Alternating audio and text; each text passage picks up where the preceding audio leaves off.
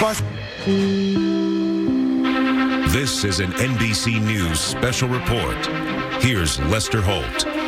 Good day, everyone. We're coming on the air with breaking news in the Middle East, where the fourth group of Israeli hostages taken captive by Hamas has just been released.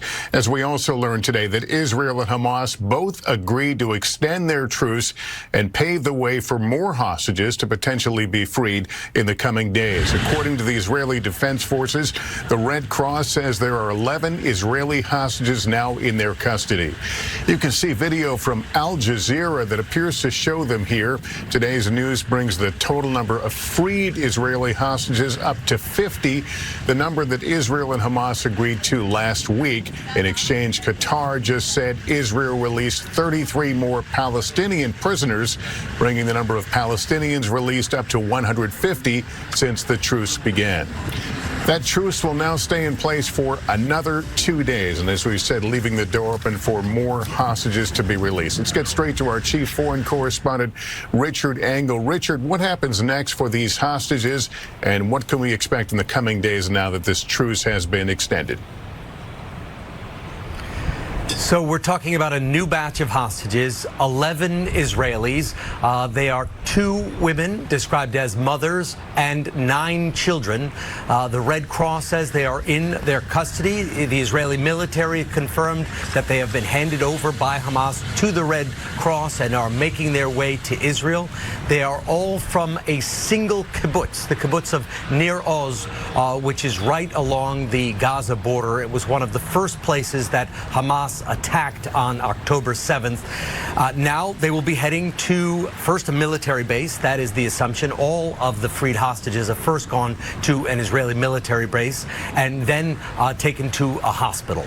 Generally, the hospitals are where these family reunifications take place. After the hostages are given medical treatment, after they're giving some psychological treatment, it is also a private place where they can meet with relatives, they can meet with supporters without the glare of the media, without the attention of potentially unwanted friends or relatives. So this is a very important time for Israel, and it comes just as the deal has been extended. This deal was supposed to end in about an hour and a half from now, and according to Qatari mediators who are key in brokering this truce, it has been extended for 2 more days. So we'll see if this leads to a breakthrough.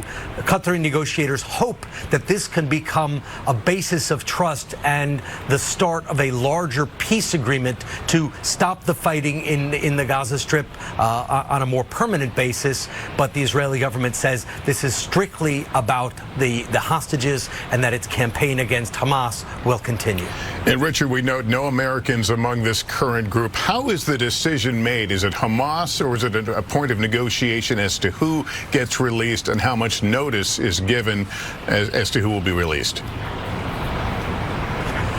An incredibly complex question. It sounds very easy, but it is really a negotiated process. And I think that's why we've seen so many delays over the course of these last several days, because Hamas will put out a list. The Israelis will discuss the list. There'll be back and forth discussions. The Qataris, because the Israelis and Hamas don't communicate directly, so the Qataris, or in some cases the Egyptians, have to relay bad news and objections between the 2 sides.